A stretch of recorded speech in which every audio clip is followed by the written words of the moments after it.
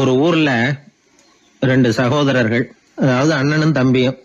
அந்த ரெண்டு பேர்ல அண்ணனுக்கு கல்யாணம் ஆயிட்டுது, தம்பிக்கு கல்யாணம் ஆகல. வேணாம்னு இருந்துட்டான். அவங்க ரெண்டு பேருக்குமே சொந்தமா கொஞ்சம் நிலம் இருந்தது. அது எப்படிப்பட்ட நிலம்னா நல்ல விளையக்கூடிய நிலம். அப்பா விட்டுட்டு போன சொத்து. தனித்தனியா விவசாயம் பண்ணிட்டு இருக்கிறாங்க. அண்ணங்காரன் கல்யாணம் ஆனவன். அவன் என்ன நினைப்பான்னா, நமக்கு மனைவி மக்கள் இருக்கிறாங்க, அதனால கடைசி காலத்துல நம்மளை காப்பாத்துறதுக்கு பிள்ளைங்க இருக்கிறாங்க, அதாவது முதுமையில நமக்கு பாதுகாப்பு உண்டு. ஆனா என் தம்பிக்கு தான் யாருமே இல்ல. அவன் கல்யாணமே பண்ணிக்கல, தனி ஆள். அவனுக்கு வயசானா அவனை கவனிக்கிறதுக்கு யாருமே இல்லையே. அதனால அவன் தான் அதிகமா பணம் சேர்க்கணும், அதுக்கு நாம தான் எப்படியாவது உதவி பண்ணணும் அப்படின்னு அண்ணங்காரன் நினைப்பான். அதுக்காக என்ன செய்யலாம்னு யோசனை பண்ணுவான். ஒரு நாள் ராத்திரி ஒரு சாக்கு நிறைய நெல்லை போட்டு எடுத்து கட்டிட்டான். கட்டி தூக்கிட்டு போறான். தம்பி வீட்டுக்கு பின்பக்கம் இருந்த களஞ்சியத்துல நெல்லை கொட்டிவிட்டு பேசாம திரும்பி வந்துட்டான். அவனுக்கு தெரியாம இதை செஞ்சுட்டான். ஏன்னா தம்பி கிட்ட நேரடியா கொடுத்தா வாங்கிக்க மாட்டான். அதனால இப்படி ரகசியமா போய் அவனுக்கு தெரியாமலே அவன் வீட்டு களஞ்சியத்துல தானியத்தை கொட்டி விட்டு திரும்பி வந்துட்டான். இதே மாதிரி அடிக்கடி பண்ணிட்டு இருக்கிறான் அவனுக்கு தெரியாம. ஆனா இதே நேரத்துல தம்பிக்காரன் என்ன யோசனை பண்ணான் தெரியுமா? நாம தனி ஆளு, ஆனா அண்ணன் குடும்பம் பெருசு, அதனால எனக்கு அதிகமா எதுவும் தேவையில்லை, அண்ணனுக்கு தான் தேவை அதிகம். குடும்பத்துல உள்ளவங்களை எல்லாம் காப்பாத்தணும், அவருக்கு தான் நாம ஏதாவது உதவி பண்ணணும்னு நினைச்சான். இவனும் அதே மாதிரி யோசனை பண்ணான். நேர்ல கொடுத்தா அவர் எதுவும் வாங்கிக்க மாட்டார், அதனால எப்படியாவது வேற வழியில தான் நாம அவருக்கு உதவி செய்யணும்னு யோசனை பண்ணான். அதனால இவனும் ராத்திரியோட ராத்திரியா ஒரு சாக்கு நிறைய தானியத்தை கொட்டி கட்டி எடுத்துக்கிட்டான். அண்ணனோட களஞ்சியத்துல கொட்டி விட்டு கம்முன்னு திரும்பி வந்துட்டான். இதே மாதிரி இவனும் அடிக்கடி செஞ்சுக்கிட்டு இருந்தான். அதாவது அண்ணன் நல்லா இருக்கணுமேன்னு நினைச்சு தம்பிக்காரன் கொண்டாந்து தானியத்தை கொட்டுறான், தம்பி நல்லா இருக்கணுமேன்னு நினைச்சு அண்ணங்காரன் கொண்டாந்து தானியத்தை கொட்டுறான். இது ஒருத்தருக்கு ஒருத்தர் தெரியாம தொடர்ந்து நடந்துகிட்டு இருக்குது. ஒரு நாள் என்னாச்சு தெரியுமா? நடு ராத்திரி அண்ணங்காரன் எழுந்திரிச்சான். வழக்கம் போல நெல்லு மூட்டையை தூக்கிட்டு தம்பி வீட்டுக்கு போறான். அதே நேரம் தம்பியும் எழுந்திரிச்சான். நெல்லு மூட்டையை தூக்கிட்டு அண்ணன் வீட்டுக்கு போறான். ரெண்டு தெருவும் சந்திக்கிற ஒரு இடத்துல ரெண்டு பேரும் மோதிக்கிட்டாங்க. அதுக்கப்புறம் தான் நிமிந்து பாக்குறாங்க யாருன்னு. அடடே தம்பி நீயான்னா அவன், ஆமாண்ணே நீங்களான்னா இவன். ரொம்ப காலமா ரகசியமா நடந்துகிட்டு இருந்தது என்னங்கிற விஷயம் அப்பதான் அந்த இடத்துல ரெண்டு பேருக்குமே புரிஞ்சுது. இது நடந்து ரொம்ப காலம் கழிச்சு அந்த ஊர்ல கோயில் கட்டுறதுக்கு ஒரு இடம் தேடினாங்களாம். ஒரு புனிதமான இடம் தேவை, நம்ம ஊர்ல அப்படிப்பட்ட இடம் எதுன்னு எல்லாரும் யோசனை பண்ணாங்களாம். எல்லாரும் ஒரு மனதா முடிவு பண்ண இடம் எது தெரியுமா? அந்த அண்ணனும் தம்பியும் நடு ராத்திரியில சந்திச்சுக்கிட்ட அந்த இடம் தான். அதுதான் புனிதமான இடம் அப்படின்னு முடிவு பண்ணாங்க. அந்த இடத்துலதான் கோயிலையும் கட்டினாங்களாம். கடவுளை வணங்குகிறவர் வணங்காதவர் அப்படிங்கிற அடிப்படையில சமயத்தை கண்டறிவதில்லை, அன்பு செலுத்துகிறவர் செலுத்தாதவர் அப்படிங்கிற ரெண்டு வகையினரில் தான் சமயம் கண்டறியப்படுகிறது அப்படிங்கிறது பெரியவர்கள் கருத்து. இந்த காலத்துல எல்லாம் சகோதர பாசம் இப்படியா இருக்குது. ஒருத்தன் சொன்னான், எங்க வீட்டுல பங்கு பிரிச்சு போ, எனக்கு எதுவுமே வேணாம், எல்லாத்தையும் எங்க அண்ணன்கிட்டயே கொடுத்துருங்கன்னு சொல்லிவிட்டேன் அப்படின்னா ரொம்ப பெருமையா. பரவாயில்லையே, உங்க அப்பா விட்டுட்டு போனது எவ்வளவு இருக்கும்னு. அது என்ன சுமாரா ஒரு 50,000 இருக்கும்னா. என்ன சொத்தான்னு கேட்டேன். இல்லைங்க கடன் அப்படின்னா. அதனாலதான் கடன் இருக்குங்கிறதுனாலதான் அண்ணன்கிட்டயே கொடுத்துருங்க அப்படின்னு தாராளமா சொல்லிவிட்டு வந்திருக்கிறான். இப்படி இருக்குது சகோதர பாசம். ஆனா பாசம்ங்கிறது ரொம்ப உயர்வானது.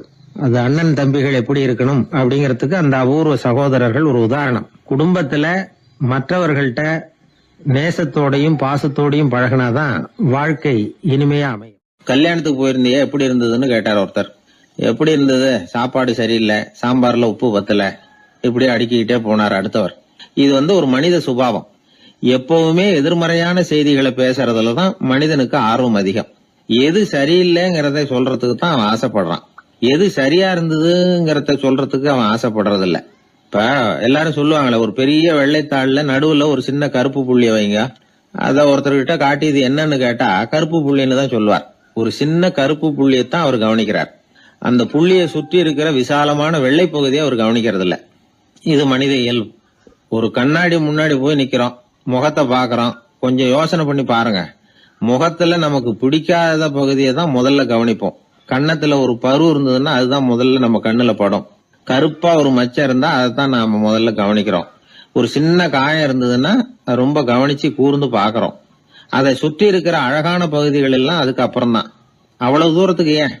காலையில ஒரு செய்தித்தாளை கையில எடுத்து புரட்டுறீங்க, எதிர்மறையான செய்திகளை தான் முதல்ல பாக்குறோம், ஆக்கப்பூர்வமான செய்திகள்லாம் அதுக்கப்புறம் தான். எதிர்மறையான செய்திகள் தான் பத்திரிகைகளின் விற்பனையை உயர்த்துது. இப்ப ஒரு கும்பல்ல கலவரம், பத்திரிகையில செய்தி எப்படி வருது? கலவரத்துல 10 பேர் உயிரிழந்தார்கள் அப்படின்னு தான் வரும். அந்த கலவரத்துல 918 பேர் உயிரோடு திரும்பி போனார்கள் அப்படின்னு போடுறது இல்ல. எத்தனை பேர் இறந்து போனாங்க அப்படிங்கிறது தான் பத்திரிகைக்கு முக்கியம். ஏன்னா மனித மனம் அதை தான் கவனிக்குது. பாதகமான செய்திகளே பத்திரிகைகள்ல அதிகமா வருது. எதிர்மறையான செய்திகளுக்கு தான் அதிக முக்கியத்துவம் கொடுக்கப்படுது. இதனால என்ன ஆகுது தெரியுமா? இந்த உலகத்துல எங்க பார்த்தாலும் கொலையும் கொள்ளையும் விபத்தும் உயிரிழப்பும் தான் நடந்துகிட்டு இருக்கு அப்படிங்கறது மாதிரி ஒரு பிரமை. இந்த உலகத்துல மகிழ்ச்சிகளை எல்லாம் நாம மறந்துடுறோம். வாழ்வின் வெளிச்சங்களை எல்லாம் நாம இழந்துடுறோம். இன்னைக்கு விமான விபத்துல 214 பேர் உயிரிழந்தார்கள் அப்படிங்கிறது எதிர்மறையான செய்தி. இன்று விமானம் மூலமாக 2 லட்சம் பேர் சௌக்கியமாக பயணம் செய்தார்கள் அப்படிங்கிறது நேரடியான செய்தி. ஆனாலும் செத்ததுதான் செய்தியா வரும். சௌக்கியமா போனவங்களை பத்தி வெளியில தெரியாது. வாழ்க்கையின் சாதகமான அம்சங்கள்ல கவனம் செலுத்துறதுக்கு நாம கத்துக்கணும். இந்த உலகத்துல நாம மகிழ்ச்சியா இருக்கிறதுக்கு எவ்வளவோ விஷயங்கள் உண்டு. அதையெல்லாம் கவனிச்சு பாக்குறதுக்கு நாம கத்துக்கணும். ஒரு நாள் பூராவும் நல்லா நடந்துகிட்டு இருப்பீங்க. ஏதோ ஒரு நேரத்துல வாழைப்பழத்தோல்ல காலை வச்சிருப்பீங்க, வழிக்கு விழுந்துட்டீங்க.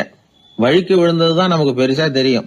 நாலு பூரா நாம நல்லா நடந்துகிட்டு இருந்தோமே அப்படிங்கிறது தெரியாது பெருசா. நமது பலம் என்னங்கிறதுலதான் அதிக கவனம் தேவை. தோல்வி மனப்பான்மை இது நெகட்டிவ் ஆட்டிடியூட்ஸ். தாழ்வு மனப்பான்மை நெகட்டிவ் செல்ஃப் இமேஜ். எதிர்மறையாவே நினைக்கிறது பேசுறது அப்படிங்கிற குணத்தை மாத்திக்காதவன் எந்த காலத்திலயும் முன்னேற முடியாது. அப்படிப்பட்டவன் வெற்றிகரமான மனிதனும் கிடையாது. ஆகையினால வாழ்க்கையில வெற்றி பெற விரும்புகிறவர்கள் எதிர்மறை மனோபாவத்தை மாற்றிக்கொள்ளுங்கள். நெகட்டிவ் விஷயங்கள்ல இருந்து உங்க கவனத்தை திருப்புங்க. பாசிட்டிவ் விஷயங்கள்ல கவனத்தை செலுத்துங்கள். ஒரே விஷயத்த கூட சில பேர் பாசிட்டிவா எடுத்துக்குவாங்க, சில பேர் நெகட்டிவா எடுத்துக்குவாங்க.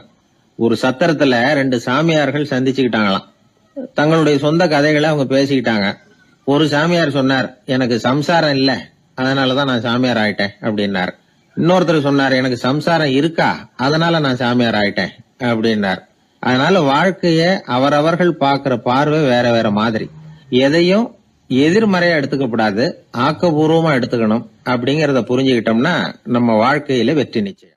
நான் கணக்குல ரொம்ப வீக்கு சார் அப்படின்னு சொல்லிக்கிறதுல நம்மள பல பேர் வெக்கப்படுறதில்ல. நம்ம மூளை கணக்கு போட எப்பவும் தயாரா தான் இருக்குது.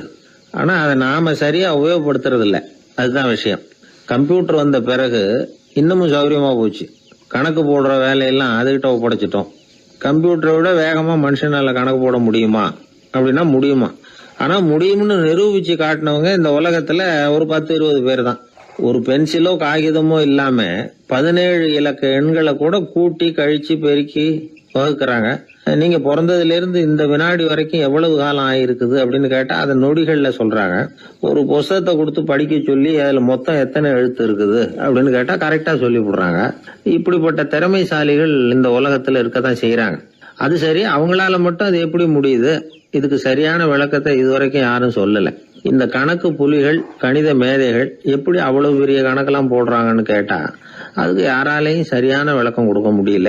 ஆனா அவங்க எல்லாம் கொஞ்சம் கூட அலட்டிக்காம கணக்கு போட்டு சொல்லி விடுறாங்க. இவ்வளவுக்கும் அவங்க கணக்கு கல்வியை முறையா கத்துக்கிட்டவங்களா அப்படின்னு கேட்டா அதுவும் கிடையாது. சோவியத் ஆய்வாளர் ஒருத்தர் முதல் தடவையா இது சம்பந்தமா ஆச்சரியமான ஒரு முடிவை சொல்லி இருக்கிறார். அவர் என்ன சொல்றாருன்னா, கம்ப்யூட்டர்களையே தோக்கடிக்கக்கூடிய வேகத்துல கணக்கு போடுகிற திறமையுள்ள மூளை இயற்கையிலேயே சில பேருக்கு மட்டும்தான் இருக்குங்கிறது சரியில்லை. இந்த உலகத்துல பிறந்த எல்லாருடைய மூளைக்குள்ளேயும் ஒரு கம்ப்யூட்டர் மூளை இருக்குது அப்படிங்கிறார் அவர். நம்ம கிட்ட இருக்கிற சாதாரண மூளைக்கு அபாரமான திறமை இருக்குதான். இப்போ உதாரணத்துக்கு ஒரு மாமரத்துல உச்சி கிளையில ஒரு நல்ல மாங்காயை பாக்குறோம். ஒரு கல்லை எடுத்து குறி பார்த்து வீசுறோம். ஒரு தடவை இல்லைன்னா கூட இன்னொரு தடவை கரெக்டா பார்த்து அடிச்சு விடுறோம். மாங்காய் கைக்கு வந்துடுது. இது சாதாரணமா எல்லாரும் செய்யக்கூடிய ஒரு காரியம். இதுல கவனிக்க வேண்டியது என்னன்னா, கண் அமைக்கிற நேரத்துக்குள்ள மனுஷ மூளை அந்த கல்லோட எடை, மாங்காய் இருக்கக்கூடிய உயரம், தூரம், எரிய வேண்டிய விசையின் அளவு, வேகம் எல்லாத்தையும் கணக்கு போட்டு சொல்லிவிடுது. அதுக்கப்புறம் தான் கல்லை வீசுறோம். நம்ம அறியாமலேயே நமக்குள்ள நடக்கிற ஒரு அதிசயம் இது. மனுஷன் படைச்ச கம்ப்யூட்டரால இவ்வளவு சிக்கல் நிறைந்த விஷயத்த இவ்வளவு சீக்கிரத்துல கணக்கு போட முடியாதான். அதனால்தான் மனித மூளைக்குள்ள ஒரு கம்ப்யூட்டர் மூளை, அதாவது கணக்கு போடுகிற மூளை இருக்குது, அது இயங்குது அப்படிங்கறத அதுல இருந்து புரிஞ்சுக்க முடியும்னு சொல்றாங்க. இத உயிர் கம்ப்யூட்டர் அப்படின்னு சொல்லலாமா, பயோ கம்ப்யூட்டர். இயற்கை என்ன பண்ணி இருக்குதுன்னா, இந்த உயிர் கம்ப்யூட்டர் விசைய அணைச்சு விட்டு உணர்வு மூளையின் செயல்பாட்டை திறந்து விட்டுருக்கு. அதனால உணர்வு மூளையை உபயோகிக்கிற மனுஷன் தன்னுடைய இயற்கை திறமையை மறந்துட்டு தானே வளர்த்துக்கிட்ட திறமையின் மூலமா சிந்திக்க ஆரம்பிச்சான். இந்த இயற்கையின் உயிர் கம்ப்யூட்டர் விசை அணைக்கப்படாம சில பேருக்கு இருந்துருது. அவங்க தான் கணித மேதைகள். அவங்களுக்கெல்லாம் உயிர் கம்ப்யூட்டருக்கும் உணர்வு மூளைக்கும் தொடர்பு ஏற்பட்டிருக்கு. இப்ப இந்த தொடர்பை எல்லாருக்கும் ஏற்படுத்துறதுக்கு ஒரு வழியை கண்டுபிடிச்சிட்டோம்னு வைங்க, அதுக்கப்புறம் நாம எல்லாருமே கணித மேதைகள் தான், கணக்கு புலிகள் தான். அது வரைக்கும் நாம இப்படியே இருந்துட வேண்டியதுதான். நம்மால் ஒருத்தன் மாங்காய் அடிச்ச கதை தெரியுமா உங்களுக்கு? ஒரு மரத்து உச்சியில ஒரு மாங்காயை பார்த்தான். உடனே அவனுடைய மூளை கல்லோட எடை, மாங்காய் இருக்கிற உயரம், எரிய வேண்டிய வேகம் எல்லாத்தையும் ஒரு நொடியில கணக்கு போட்டு சொல்லிவிட்டுது. அடிச்சான், மாங்காய் விழுந்துட்டுது. இருந்தாலும் அவன் தன்னுடைய மூளையை நொந்துக்கிட்டான். மோசமான மூளைன்னா ஏண்டான்னு கேட்டோம். என்னுடைய மூளை எல்லாத்தையும் சரியா கணக்கு போட்டு சொல்லிவிட்டுது, இருந்தாலும் ஒரு விஷயத்த என்கிட்ட சொல்லாம விட்டுட்டுது அப்படின்னா. என்னத்தேன்னு கேட்டோம். அந்த தோட்டத்துக்கு சொந்தக்காரன் என் பின்னாடி 10 அடி தூரத்துலதான் நின்றுட்டு இருக்கிறாங்கிறத எனக்கு கணக்கு போட்டு அது சொல்லாம விட்டுட்டுது அப்படின்னா. முதுவை தடவிக்கிட்டேன். ஒருத்தர் முகத்தை உம்முன்னு வச்சுக்கிட்டு வந்துகிட்டு இருந்தார். ஏன்னு கேட்டாங்க. யாரு என்ன பார்த்தாலும் உடனே முகத்தை திருப்பிக்கிட்டு போடுறாங்க சார் அப்படின்னார். உங்ககிட்ட பிரியமா பேசுற நண்பர்களே கிடையாதா அப்படின்னு கேட்டாங்க. அப்படி யாரும் இல்லையே அப்படின்னாராம். அதிகமா நமக்கு நண்பர்கள் கிடைக்கணும்னா அதுக்குன்னு சில உத்திகள் இருக்கு. அமெரிக்க எழுத்தாளர் ஒருத்தர் சொல்லியிருக்கிறார் அப்படின்னு சொன்னாங்களாம், விவரம் தெரிஞ்சவங்க. அப்படின்னு அதை எனக்கும் கொஞ்சம் சொல்லி கொடுங்களேன் அப்படின்னு கேட்டிருக்காரு இவர். உடனே அதை பத்தி அவர்கிட்ட சொல்ல ஆரம்பிச்சாங்களாம். அது என்னன்னா, முதல் குறிப்பு என்னன்னா, எதிரில் உள்ளவங்க நிறைய பேசுறதுக்கு வாய்ப்பு கொடுக்கணுமா. நம்ம பத்தியே பேசிட்டு இருக்க கூடாதான். அவர் பேசுற விஷயம் எதுவா இருந்தாலும் ஆமா நல்லது அப்படின்னு சொல்லி ஏத்துக்கணுமா. இது ஒரு குறிப்பு. 2வது குறிப்பு என்னன்னா, கூடுமான வரைக்கும் யாருகிட்டயும் அனாவசியமா வாதம் பண்ணிட்டு இருக்க கூடாது. 3வது குறிப்பு என்னன்னா, எந்த பிரச்சனையையும் அடுத்தவங்க கண்ணோட்டத்திலேயே பார்க்கணும், நம்ம கண்ணோட்டத்திலேயே பார்த்துட்டு இருக்க கூடாது. எப்பவுமே அடுத்தவங்க மனோபாவத்தை நாம புரிஞ்சு வச்சிருந்தோம்னா நம்மளை யாராலையும் ஜெயிக்க முடியாது. 4வது குறிப்பு என்னன்னா, ஒருத்தர்கிட்ட பேச ஆரம்பிக்கிறப்பவே இயல்பா அன்பா ஆரம்பிக்கணும். உதாரணத்துக்கு, இந்த சட்டை உங்களுக்கு ரொம்ப பொருத்தமா இருக்குதே அப்படின்னு சொல்லி ஆரம்பிக்கலாம். அதை விட்டுட்டு அன்னைக்கு என்ன சார் என்ன அம்போன்னு விட்டுட்டு அப்படி ஆயிட்டீங்க அப்படின்னு ஆரம்பிக்க கூடாதான். இதெல்லாம் விவரம் தெரிஞ்சவங்க சொல்லி கொடுத்திருக்கிற குறிப்புகள். 5வது விஷயம் என்னன்னா, நம்ம தவறுகளை தயக்கம் இல்லாம ஒத்துக்கணும், அதுக்காக கூச்சப்படக்கூடாது. 6வது குறிப்பு, அடுத்தவங்க கருத்துக்கு மதிப்பு கொடுக்கணும். நீங்க சொல்றது தப்பு சார் அப்படின்னு முகத்துல அடிச்சா அப்படி பேசக்கூடாது. 7வது விஷயம் என்னன்னா, சில பேர் எப்ப பார்த்தாலும் சவால் விட்டுக்கிட்டே இருப்பாங்க. அனாவசியமான சவால் சில பேரால தவிர்க்க முடியாது, அப்படி விடக்கூடாதான். 8வது கருத்து, நம்ம கருத்து என்னவோ அதை எதிராளியின் வாயிலிருந்து வரவழைக்கணும். அப்படி வரவழைக்கிறதுக்கு முயற்சி பண்ணணும். இது ஒரு முக்கியமான கருத்து. அப்புறம் 9வது குறிப்பு என்னன்னா, நம்ம யோசனைய புதிய முறையில சொல்லி பார்க்கலாம். அடுத்தவங்க சொல்ற யோசனையை ஏத்துக்கணும். அந்த யோசனை மகா மோசமா இருந்தா கூட அதை ஏத்துக்கிற மாதிரி நடிக்கலாமா, அது கூட தப்பு இல்லைங்கிறாங்க. 10வது குறிப்பு ரொம்ப முக்கியமானது. அதாவது அனாவசியமா பொய் சொல்லக்கூடாது. அப்படி எப்பவாவது பொய் சொல்ல வேண்டிய அவசியம் வந்துட்டுதுன்னு வைங்க, பெரிய பொய்யா சொல்லி பண்ணுமா, அதை நம்பும்படியா சொல்லணுமா. சில சமயம் தேவைப்பட்டா பொய்ய உண்மையா கூட மாத்திக்கலாமா. அது எப்படி பொய்ய உண்மையா மாத்திக்கிறது அப்படின்னா, இப்ப எனக்கு கார் ஓட்ட தெரியும்னு நண்பர்கள் கிட்ட பொய் சொல்லியாச்சு. நண்பர்கள் நிஜமாவே ஒரு காரை கொடுத்து ஓட்டுன்னு சொல்றதுக்கு முன்னாடி ஏதாவது ஒரு டிரைவிங் ஸ்கூல்ல சேர்ந்து கார் ஓட்டுறதுக்கே கத்துக்கிறது. இது ஒரு உதாரணம். இது மாதிரி பொய்ய உண்மையாக்கக்கூடிய சில உத்திகள் உண்டு. அதனால சில பிரச்சனைகளை தீர்த்திட முடியுமா. அப்புறம் 11வது குறிப்பு என்னன்னா, உயர்ந்த நோக்கங்களை மட்டும் வெளியில பேசணும். உள் மனசு எவ்வளவு ஒட்டடை படிஞ்சு கிடந்தாலும் பரவாயில்ல, அதை பத்தி பேச வேண்டியதில்லை. 12வது குறிப்பு சொல்றாங்க, சிறந்த நல்ல நண்பர்களை தேடிதான் பெற வேண்டியிருக்கும், அவ்வளவு சுலபமா கிடைச்சிட மாட்டாங்க அப்படின்னு சொல்றாங்க. இவ்வளவு குறிப்புகளும் அமெரிக்க நிபுணர் ஒருத்தர் சொல்லி வச்சிருக்கிறார். இப்படி எல்லாம் நடந்துகிட்டா நமக்கு நல்ல நண்பர்கள் கிடைப்பாங்களாம். முயற்சி பண்ணி பார்க்கணும். இந்த காலத்துல எல்லாம் எத்தனையோ விதமான நண்பர்கள் உண்டு. ஒருத்தர் ரொம்ப கவலையோட நின்னுகிட்டு இருந்தார். கண்ணு கலங்கி இருந்தது. ஏன் இப்படி கவலையோட நின்னுகிட்டு இருக்கிறீங்க அப்படின்னு கேட்டோம். என்னுடைய நண்பன் ஒருத்தன் ஒரு நாள் கோபத்துல என்னை பார்த்து சொல்லிவிட்டான், உன்னோட 1 வருஷத்துக்கு பேச மாட்டேன் போ அப்படின்னு சபதம் போட்டுட்டான் அப்படின்னார். அதுக்காகவா இப்படி கவலைப்பட்டுக்கிட்டு கண் கலங்கி நிக்கிறீங்க அப்படின்னு கேட்டோம். இதுக்கு அவரு சொன்னார், நான் அதுக்காக கவலைப்படல சார், அந்த 1 வருஷ கெடு என்னையோட முடியுது, அதை நினைச்சுதான் கவலைப்படுறேன், கண்ணீர் விடுறேன் அப்படின்னாராம் சோகமா. ஒருத்தர் ரொம்ப கவலையோட வந்தார். ஏன் இப்படி ஒரு மாதிரியா வர்றீங்க அப்படின்னு கேட்டேன். அவர் என்ன நிமிர்ந்து பார்த்தார். என்னை பார்த்து ஒருத்தன் பைத்தியம்னு சொல்லிவிட்டான் சார், அவன் அப்படி சொன்னதுக்கு அப்புறம் தான் நான் இப்படி ஆயிட்டேன்னாரு. அதுக்காக நீங்க பெருமைப்படுங்க, வருத்தப்படாதீங்கன்னு. அவருக்கு ஒன்னும் புரியல. அவரு என்ன ஒரு மாதிரியா பார்க்க ஆரம்பிச்சுட்டார். நான் உடனே ஓஷோ சொல்லி இருக்கிற சில கருத்துக்களை அவர்கிட்ட எடுத்து சொன்னேன். இத பாருங்க, இந்த உலகத்துல பல பெரிய மேதாவிகள்லாம் சாதாரண மக்கள் கண்ணுக்கு பைத்தியமா தான் தெரிஞ்சிருக்கிறாங்க அப்படின்னு விவரத்தை சொன்னேன். ஏன்னா மத்தவங்க மாதிரி அவங்க கவலைப்படுறது இல்ல, எதுக்கும் இறுக்கம் அடையறது இல்ல, சாவை கண்டு பயப்படுறது இல்ல, அற்பமான மகிழ்ச்சிக்கு ஆசைப்படுறது இல்ல. அவங்க முழுமையா வாழறாங்க. மத்தவங்கள இது பாதிக்குது. ஏன்னா இவங்களால அவங்க மாதிரி அலட்டிக்காம இருக்க முடியறது இல்ல. அதனால இருக்க ஆரம்பிச்சு விடுறாங்க. அவன் கிடக்குறான் பைத்தியக்காரன் அப்படின்னு சொல்லி அவங்களுக்குள்ளேயே ஆறுதல் அடையறதுக்கு முயற்சி பண்றாங்க. இதுதான் இன்னைக்கு உலகத்துல நாம பாத்துக்கிட்டு இருக்கிறது. ஆனா ஒரு உண்மை என்ன தெரியுமா? இந்த உலகத்துல பைத்தியக்காரர்களும் புத்தி சுவாதீனம் இல்லாதவங்களும் தான் மகிழ்ச்சியாவும் கொண்டாட்டமாவும் இருக்க முடியும். அதனால நமக்கெல்லாம் புத்தி சுவாதீனத்துடன் கூடிய ஒரு பைத்தியக்காரத்தன்மை இருக்கிறது நல்லதுதான்.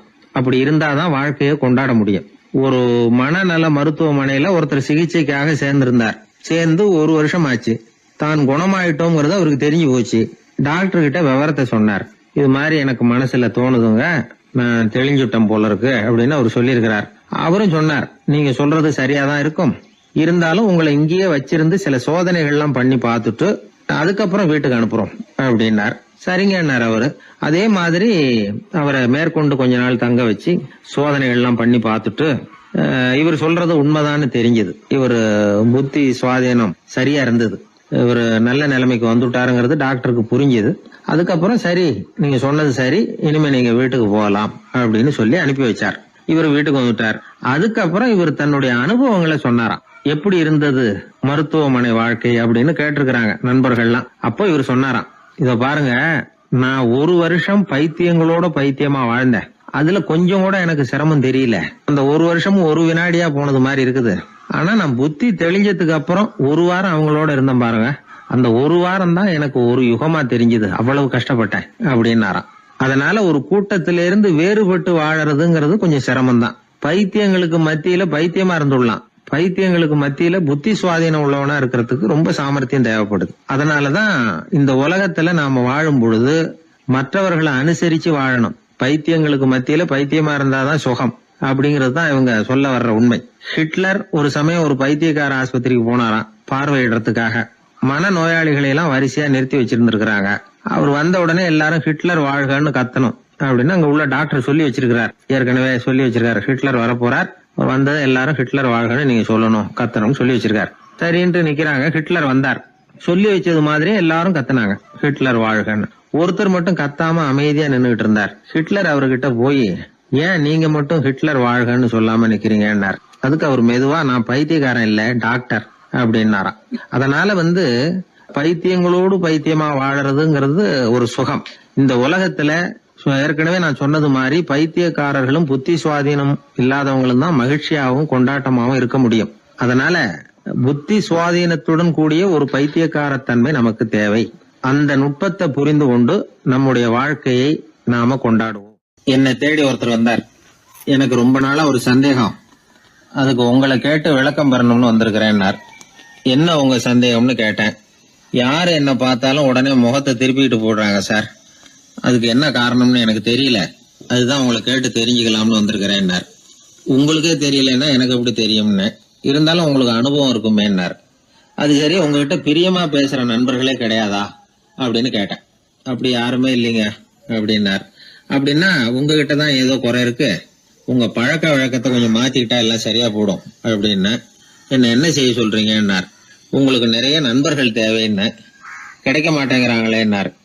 அதுக்கு சில வழிகள் இருக்குன்னு. அப்படியானார். அதிகமா நமக்கு நண்பர்கள் கிடைக்கணும்னா அதுக்குன்னு சில உத்திகள் இருக்கிறதாக அமெரிக்க எழுத்தாளர் ஒருத்தர் சொல்லியிருக்கிறார். சரி, அப்படி அவர் என்னதான் சொல்லியிருக்கிறார் அப்படின்னா வரிசையா சொல்றேன் கேட்டுங்க அப்படின்னு சொல்லி அவர்கிட்ட சொல்ல ஆரம்பிச்சேன். அதாவது முதல்ல நாம தெரிஞ்சுக்க வேண்டியது என்னன்னா, எப்ப பார்த்தாலும் நம்மளை பத்தியே பேசிட்டு இருக்க கூடாது. நமக்கு எதிரில் உட்கார்ந்து இருக்கிறவங்க நிறைய பேசுறதுக்கு வாய்ப்பு கொடுக்கணும். அவர் பேசுற விஷயம் எதுவா இருந்தாலும் எப்படி இருந்தாலும் ஆமா நல்லது அப்படின்னு சொல்லி ஏத்துக்கணும். இது முதல் கருத்து. 2வது என்ன சொல்றாங்கன்னா, கூடுமான வரைக்கும் யாருகிட்டையும் அனாவசியமா வாதம் பண்ணிட்டு இருக்க கூடாது. 3வது கருத்து என்னன்னா, எந்த பிரச்சனையையும் அடுத்தவங்க கண்ணோட்டத்திலேயே பார்க்கணும், நம்ம பார்வையிலேயே பார்த்துட்டு இருக்க கூடாது. எப்பொழுதுமே அடுத்தவங்களுடைய மனோபாவத்தை நாம புரிஞ்சு வச்சுக்கிட்டோம்னா நம்மளை யாராலும் ஜெயிக்க முடியாது. 4வது கருத்து என்ன சொல்றாங்கன்னா, ஒருத்தர்கிட்ட பேச ஆரம்பிக்கும் பொழுது இயல்பா அன்பா ஆரம்பிக்கணும். இப்ப உதாரணத்துக்கு ஒண்ணு சொல்லணும்னா, உங்களுக்கு இந்த சட்டை ரொம்ப பொருத்தமா இருக்குதே அப்படின்னு ஆரம்பிக்கலாம். அதை விட்டுட்டு அன்னைக்கு என்ன சார் என்ன அம்போன்னு விட்டுட்டு போயிட்டீங்க அப்படின்னு ஆரம்பிக்கக்கூடாது. 5வது விஷயம், நம்முடைய தவறுகளை தயக்கம் இல்லாம ஒத்துக்கணும். அப்படி ஒப்புக்கொள்ள கூச்சப்படக்கூடாது. 6வது கருத்து என்னன்னா, அடுத்தவங்க அபிப்பிராயங்களுக்கு மதிப்பு கொடுக்கணும். நீங்க சொல்றது தப்பு சார் அப்படின்னு முகத்தில் அடிச்சது மாதிரி பேசக்கூடாது. 7வது கருத்து என்ன சொல்றாங்க, நம்முடைய கருத்து என்னவோ அதை எதிராளியின் வாயிலிருந்து வரவழைக்கணுமா. அப்படி வரவழைக்கிறதுக்கு நாம முயற்சி பண்ணணும். அதுக்கு தகுந்த மாதிரி நாம பேசணும். 8வது குறிப்பு என்னன்னா, சில பேர் எப்ப பார்த்தாலும் சவால் விட்டுக்கிட்டே இருப்பாங்க. அனாவசியமா சவால் விடக்கூடாது. 9வது யோசனை, நம்ம யோசனையை புதிய முறையில சொல்லி பார்க்கலாம். மற்றவர்கள் சொல்லுகிற யோசனையை ஏத்துக்கணும். அந்த யோசனை மகா மோசமானதா இருந்தா கூட அதை ஏத்துக்கிற மாதிரி கூட நடிக்கலாம். அதுல ஒன்றும் தப்பு இல்லை. 10வது குறிப்பு ரொம்ப முக்கியமானது. அதாவது அனாவசியமா பொய் சொல்லக்கூடாது. அப்படி எப்பொழுதாவது பொய் சொல்ல வேண்டிய அவசியம் ஏற்பட்டா பெரிய பொய்யா சொல்லணும். அதை நம்பும்படியா சொல்லணுமா. இதெல்லாம் அந்த நிபுணர் சொல்ற கருத்து தான். சில சமயம் தேவைப்பட்டா பொய்ய கூட உண்மையா மாத்திக்கலாமா. அது எப்படி பொய்ய உண்மையா மாத்துறது அப்படின்னா, இப்ப எனக்கு கார் ஓட்ட தெரியும்னு நண்பர்கள் கிட்ட ஒரு பொய்ய சொல்லிவிட்டீங்கன்னு வைங்களேன். நண்பர்கள் நிஜமாவே ஒரு காரை கொடுத்து ஓட்டுன்னு சொல்றதுக்கு முன்னாடி ஏதாவது ஒரு டிரைவிங் ஸ்கூல்ல சேர்ந்து கார் ஓட்ட கத்துக்கலாமே. இதுதான் இந்த பொய்ய உண்மையா மாத்துறது. இது ஒரு உதாரணம், அவ்வளவுதான். இது மாதிரி பல பொய்களை உண்மையாக்க முடியும். அப்படி பொய்ய உண்மையாக்கி கூட சில பிரச்சனைகளை தீர்த்திட முடியும். 11வது குறிப்பு என்ன சொல்லுதுன்னா, உயர்ந்த நோக்கங்களை மட்டுமே வெளியில பேசணும். உள் மனசு எவ்வளவு ஒட்டடை படிஞ்சு கிடந்தாலும் பரவாயில்ல. 12வது குறிப்பு, நல்ல நண்பர்களை தேடித்தான் பெறணும். அவங்க அவ்வளவு சுலபமா கிடைச்சிட மாட்டாங்க. இவ்வளவும் அனுபவசாலிகள் சொல்லி இருக்கிற குறிப்புகள். இந்த ஆலோசனைகளின்படி நடந்தா நமக்கு நல்ல நண்பர்கள் கிடைப்பாங்க. அதுக்கப்புறம் நமது வாழ்க்கை வெற்றி இருக்கிற திசையை நோக்கி வேகமா நகர ஆரம்பிக்கும். இந்த காலத்திலேயே நல்ல நண்பர்கள்லாம் எத்தனை பேர் உண்டு. ஒருத்தர் ரொம்பவும் கவலையோட நின்றுகிட்டு இருந்தார். கண்கள் கலங்கி போயிருந்தது. கிட்டத்தட்ட அழுதுகிட்டு இருந்தார். ஏன் சார் இப்படி அழறீங்க, என்ன ஆச்சு உங்களுக்குன்னு கேட்டேன். ஒரு மெதுவா கண்ணை தொடச்சிக்கிட்டு, என்னுடைய நண்பன் ஒருத்தன் ஒரு நாள் கோவத்துல என்னை பார்த்து உன்னோட 1 வருஷத்துக்கு பேச மாட்டேன் போன்னு சொல்லிவிட்டான், சபதம் போட்டுட்டான் அப்படின்னாரு. அதுக்காக இப்படி கவலைப்படுறீங்கன்னு கேட்டேன். அவரு சொன்னார், நான் அதுக்காக கவலைப்படல சார், அந்த 1 வருஷ கேடு என்னோட முடியுது, நான் அதை நினைச்சு எழுதிட்டு இருக்கிறேன் அப்படின்னா. இப்படிப்பட்ட நண்பர்களும் உண்டு. அதனால நல்ல நண்பர்களா பார்த்து நமக்கு சேர்த்துக்கிட்டோம்னா நம்ம வாழ்க்கையில எந்த முயற்சி எடுத்தாலும் அதுல சுலபமா வெற்றி கிடைக்கும். 11ஆம் நூற்றாண்டுல ஒரு புகழ்பெற்ற இறைநேச செல்வர் வாழ்ந்து வந்தார். அவர் பேரு அப்துல்லா ஹிஸ் சௌமை. இப்போ சோவியத் ரஷ்யாவில் உள்ள ஜீலான்கிற நகரத்தோட புறநகர் பகுதியில நீப்புன்னு ஒரு ஊர், அங்கதான் அவர் இருந்தார். அவருக்கு ஒரு ஆப்பிள் தோட்டம் இருந்தது தஜ்லா நதி ஓரத்துல. அந்த தோட்டத்துல அவர் ஒரு நாள் உலாவிக்கிட்டு இருக்கிறார். அந்த சமயத்துல 20 வயசுள்ள அழகான இளைஞர் ஒருத்தர் அவர் முன்னாடி வந்து நின்னார். என்ன நீங்க மன்னிக்கணும்னார். இவருக்கு ஒன்னும் புரியல. யாரப்பா நீ என்ன கெடுதல் பண்ணின, நான் எதுக்காக உன்னை மன்னிக்கணும் அப்படின்னு கேட்டார். ஐயா, என் பேரு அபு சாலிஹ் மூசா. இங்க இருந்து 4 கல் தொலைவில் இருக்கக்கூடிய இதே தஜ்லா நதி ஓரத்துல தான் நான் இருக்கிறேன். நேத்து மத்தியானம் எனக்கு ஒரு நல்ல பசி. அந்த நேரம் ஒரு ஆப்பிள் பழம் இந்த நதியில மிதந்து வந்தது. அவசரத்துல அதை எடுத்து சாப்பிட்டுட்டேன். சாப்பிட்டதுக்கு அப்புறம் தான் அப்படி செஞ்சது பெரிய தவறுங்கிறத உணர்ந்தேன். ஒரு பொருளுக்கு உரியவர்கள் யாரோ அவங்க அனுமதி இல்லாம அந்த பொருளை சாப்பிடுறது ஹராமா. ஹராமான அந்த பழம் வந்து என் வயத்துக்குள்ள போனதுல இருந்து எனக்கு நிம்மதி இல்ல. ராத்திரி பூரா தூங்கவே முடியல. காலையில எழுந்திரிச்சதும் இந்த நதி ஓரமா பாத்துக்கிட்டே வந்தேன். உங்க தோட்டத்தை பார்த்தேன். ஒரு மரத்தோட கிளை வந்து தண்ணியில தொட்டுக்கிட்டு இருக்கிறத பார்த்தேன். அதனால நான் சாப்பிட்ட பழம் இங்க இருந்து தான் வந்திருக்கணும். அந்த பழத்துக்கு உரியவர் நீங்க தான். நீங்க என்ன மன்னிச்சாதான் நான் சாப்பிட்ட பழம் ஹலாலா, குற்றம் நிவர்த்தியா, தயவு பண்ணி மன்னிக்கணும் அப்படின்னு கண்கலங்க கேட்டுக்கிட்டார். இத கேட்ட இந்த சௌமையை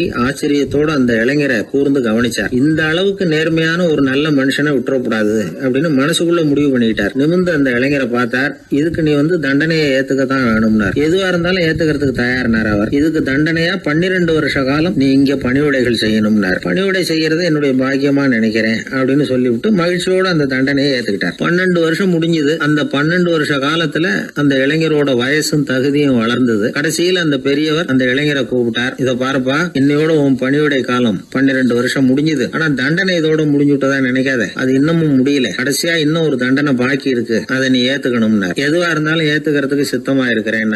எனக்கு ஒரு மகள் இருக்கிறா. அவளுக்கு 2 கண்ணும் தெரியாது, 2 காதும் கேட்காது, 2 காலும் செயல்படாது. அவளை நீ கல்யாணம் பண்ணிக்கணும் அப்படின்னார் பெரியவர். இத கொஞ்சமும் ஒரு எதிர்பார்க்கல.